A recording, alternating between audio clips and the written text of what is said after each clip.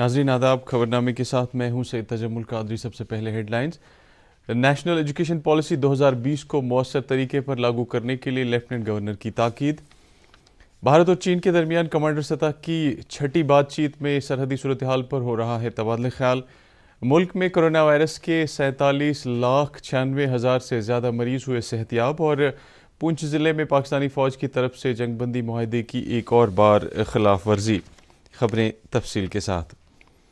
जम्मू कश्मीर के lieutenant governor Manoj Sinha ने Jammu university में नेशनल एजुकेशन पॉलिसी 2020 को लागू करने से मुतल्लिक ज़हनी तनाव दूर करने की खातिर एक कॉन्फ्रेंस का इफ्तिताह किया। अपनी नौयत की इस दूसरी कॉन्फ्रेंस के दौरान लेफ्टिनेंट गवर्नर ने कहा कि मेरा ये ख्वाब है कि जम्मू कश्मीर को टैलेंट का ख़जाना, जानकारियों का एक समंदर और नौजवानों को बाहुनर बनाना है। इस मौके पर लेफ्टिनेंट गवर्नर ने असातिज़ा बरादरी से कहा कि वो अपने आप को उस तरीके से तैयार करें जिसकी बुनियाद पर नेशनल एजुकेशन पॉलिसी 2020 को तालिब इल्म बड़ी आसानी के साथ कबूल करें।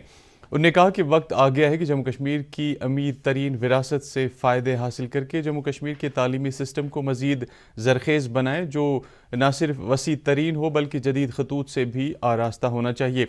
लेफ्टिनेंट गवर्नर ने इस मौके पर समाजी तरक्की और कॉरपोरेट इदारों की तरफ मज़ीद तवज्जो देने पर जोर देने के अलावा तालीमी मैदान के माहिरीन से अपील की कि वो उन तलबा की तरफ भी भरपूर ध्यान दें जो समाजी तौर कमज़ोर होने की बिना पर तालीम के नूर से आरास्ता नहीं हो पा रहे हैं। उन्होंने कहा कि ऐसे तलबा को स्कॉलरशिप के ज़रिए तालीम के मैदान में बराबर का मौका मिलना चाहिए।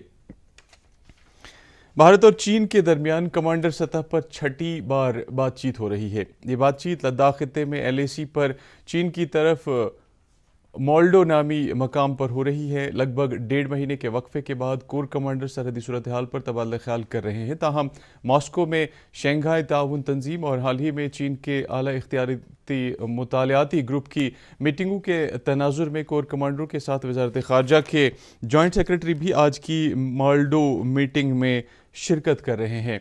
वाज़ेह है कि भारत और चीन के दरमियान बातचीत का मकसद खित्ते में अमन व इस्तेहकाम बहाल करने के लिए किसी काबिल अमल फैसले पर पहुँचना है। कोविड मरीजों के सेहतियाब होने के एतबार से भारत को दुनिया में अव्वल मकाम हासिल हुआ है। वजारत सेहत के मुताबिक अब तक 47,96,000 से ज़्यादा मरीज़ सेहतियाब हो चुके हैं और ये दुनिया में मजमूई तौर पर सेहतियाब होने वाले अफराद का 19% है। गुज़श्ता 24 घंटों के दौरान 93,000 से ज़ायद कोविड मरीज़ रूबा सेहत हुए हैं, जबकि इसी अरसे में लगभग 87,000 अफराद कोविड मर्ज़ में मुब्तला हो गए। वजारत सेहत ने कहा कि मुल्क में इस वक्त मजमूई तौर पर 10 लाख से ज़्यादा अफराद मुख्तलिफ रियासतों में कोविड-19 मर्ज़ में मुब्तला होने के बाद ज़ेर इलाज हैं। वजारत सेहत ने मज़ीद बताया कि मुल्क में अब तक 54,87,000 अफराद कोविड से मुतासिर हो चुके हैं और 87,882 अफराद की मौत वाक़ा हुई है। जम्मू कश्मीर में कोरोना वायरस का न थमने वाला सिलसिला जारी है और आज मज़ीद 1036 मस्बत केस आने के बाद मजमूई केसों की तादाद 65,000 से ज़ायद हो गई है। आज के मस्बत केसों में कश्मीर डिवीज़न से 473 और जम्मू डिवीज़न से 563 रिकॉर्ड किए गए।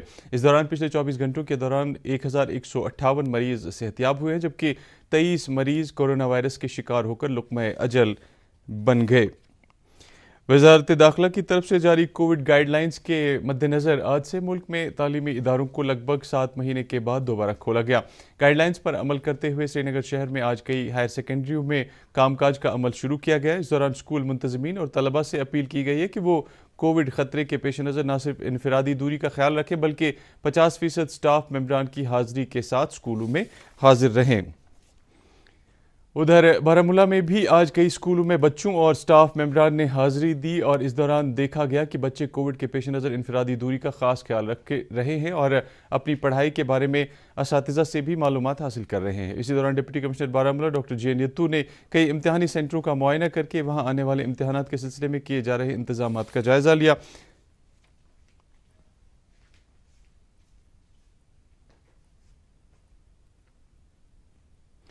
तालीम के प्रिंसिपल सेक्रेटरी असगर हसन सामून ने मीडिया से गुफ्तगू करते हुए इस बात को वाज़ेह किया है कि जम्मू कश्मीर इंतज़ामिया ने स्कूलों को दरस व तदरीस के काम के लिए नहीं खोला है बल्कि उन बच्चों को राहत फराहम करने की गर्ज से सहूलत पहुँचाई जा रही है जिनके पास ना ही टेलीविज़न या मोबाइल एप्लीकेशन दस्तियाब हैं।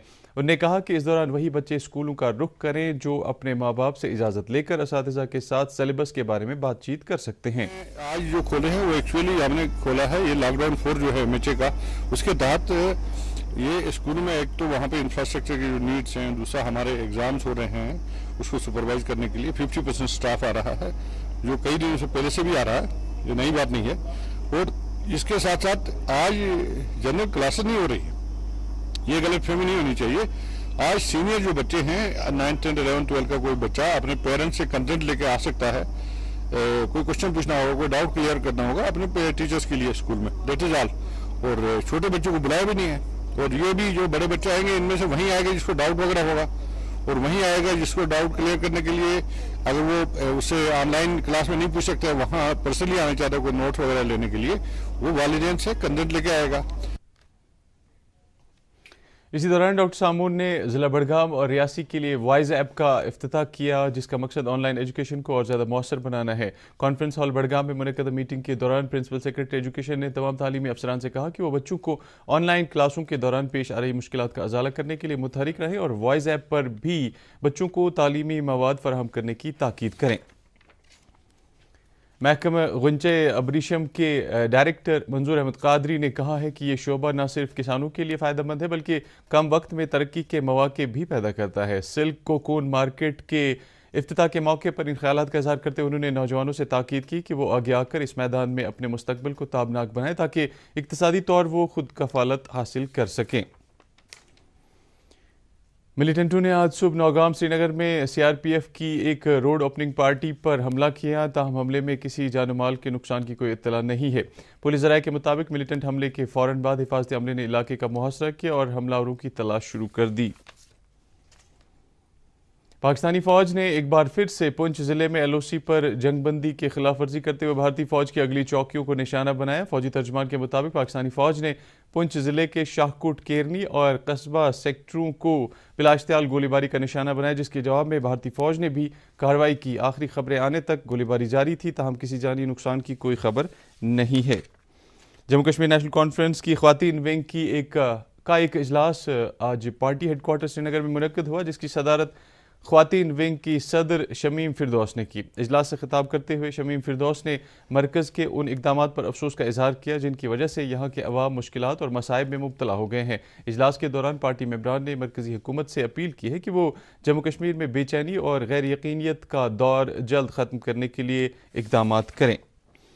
نیشنل کانفرنس کے ممبر پارلیمنٹ حسنین مسعودی نے آفیشل لینگویج بل 2020 کو متعارف کرنے پر خدشات ظاہر کرتے ہوئے کہا ہے کہ اس سے جموں کشمیر کی سرکاری زبان جو کہ اردو ہے پر بھی مضر اثرات مرتب ہو سکتے ہیں۔ انہوں نے اس اقدام کی مخالفت کرتے ہوئے کہا کہ صدیوں سے اردو جموں کشمیر کی سرکاری زبان رہی ہے اور موجودہ حکومت ایک دوسرے بہانے سے اس زبان کو کمزور کرنے کے در پہ ہے۔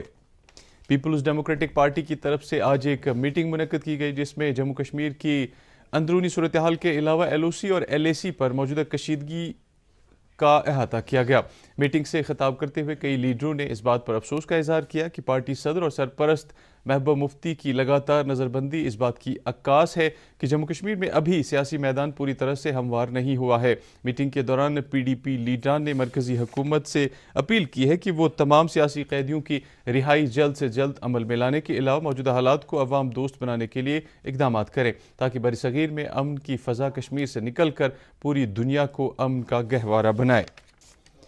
بی جے پی کشمیر یونٹ کی طرف سے آج لل دید اسپتال سری نگر میں بلڈ ڈونیشن کیمپ کا انعقاد کیا گیا۔ یہ کیمپ سیوا سپتاہ کے تحت منعقد کیا گیا جو کہ وزیر اعظم کے یوم پیدائش کے سلسلے میں اس وقت پورے ملک میں جاری ہے۔ اس موقع پر پارٹی کے کئی کارکنوں نے خون کا عطیہ پیش کیا اور کہا کہ اس طرح کے انسانی جذبے سے ضرورت مندوں کی زندگی کو بچایا جا سکتا ہے۔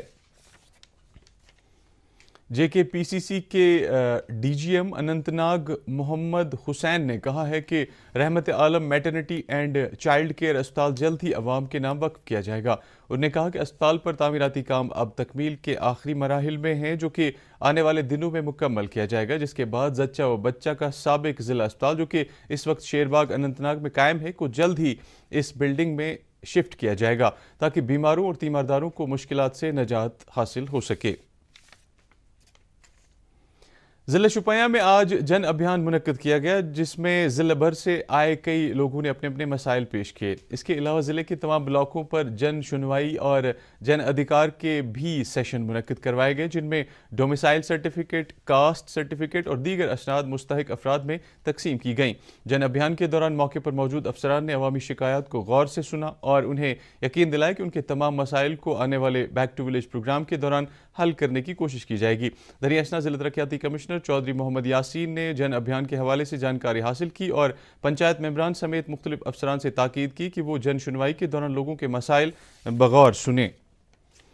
وادی میں آج ولی کامل حضرت بابا داؤد خاکی رحمۃ اللہ علیہ کا 448واں عرس مبارک نہایت عقیدت و احترام کے ساتھ منایا گیا۔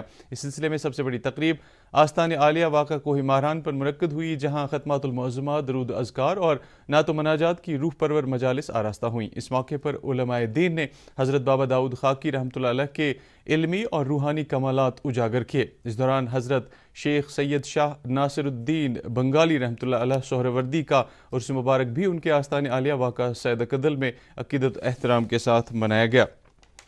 گورنمنٹ گوسیہ اسپتال خانیار کے نزدیک کل شام آگ کا ایک ہولناک واقعہ پیش آیا جس میں کئی رہائشی مکان خاکسار ہوئے۔ تفصیلات کے مطابق آگ لگنے کی وجہ شارٹ سرکٹ بتائی جاتی ہے اور آگ کی وجہ سے ایک مکان مکمل طور سے خاکسار ہوا۔ سوپور کے باشندوں نے ضلع انتظامیہ سے شکایت کی ہے کہ پچھلے کئی برسوں سے سوپور بس سٹینڈ کی حالت زار کا سدھرنے کی طرف کوئی قدم نہیں اٹھایا گیا ہے جس وجہ سے نہ صرف راہ چلنے والے لوگوں بلکہ ٹرانسپورٹروں کو بھاری نقصان اٹھانا پڑ رہا ہے۔ ان باشندوں نے ضلع انتظامیہ سے اپیل کی ہے کہ وہ بس سٹینڈ کی میگڈمائزیشن کے لیے احکامات صادر کریں تاکہ 1987 سے خستحال اس بس سٹینڈ کی حالت میں سدھار آ جائے۔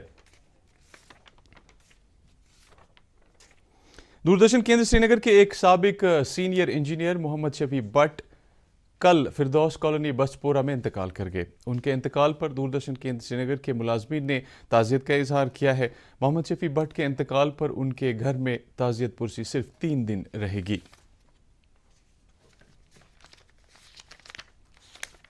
اور اب موسم، محکمہ موسمیات کی پیشگوئی کے مطابق وادی میں اگلے 24 گھنٹوں کے دوران موسم عام طور پر خشک رہنے کا امکان ہے۔ سری نگر میں آج دن کا زیادہ سے زیادہ درجہ حرارت 30.7 ڈگری سیلسیس اور کل رات کا کم سے کم درجہ حرارت 9 ڈگری سیلسیس ریکارڈ کیا گیا۔ جموں میں آج دن کا زیادہ سے زیادہ درجہ حرارت 36.5 ڈگری سیلسیس اور رات کا کم سے کم درجہ حرارت 22.9 ڈگری سیلسیس ریکارڈ کیا گیا۔ مظفر آباد میں آج دن کا زیادہ سے زیادہ درجہ حرارت 35 ڈگری سیلسیس اور رات کا کم سے کم درجہ حرارت 15.6 ڈگری سیلسیس ریکارڈ کیا گیا اور گلگت میں آج دن کا زیادہ سے زیادہ درجہ حرارت 34 ڈگری سیلسیس اور رات کا کم سے کم درجہ حرارت 10.5 ڈگری سیلسیس ریکارڈ کیا گیا۔ اس کے ساتھ ہی خبروں کا یہ بلیٹن ختم ہوا چاہتا ہے۔ مزید خبروں کی تفصیل جاننے کے لیے آپ ہمارے ٹویٹر ہینڈل اور Facebook page @DD News Srinagar پر لاگ ان کر سکتے ہیں۔ اس کے علاوہ یہ خبریں یوٹیوب پر بھی دستیاب ہیں۔ اجازت دیجیے، اللہ حافظ۔